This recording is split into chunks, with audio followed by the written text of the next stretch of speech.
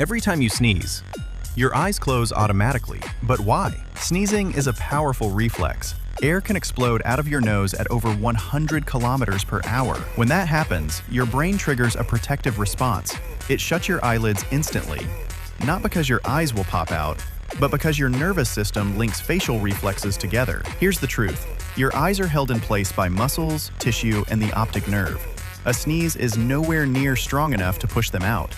So no, your eyes won't pop out. Like and subscribe. Your body reacts faster than you think.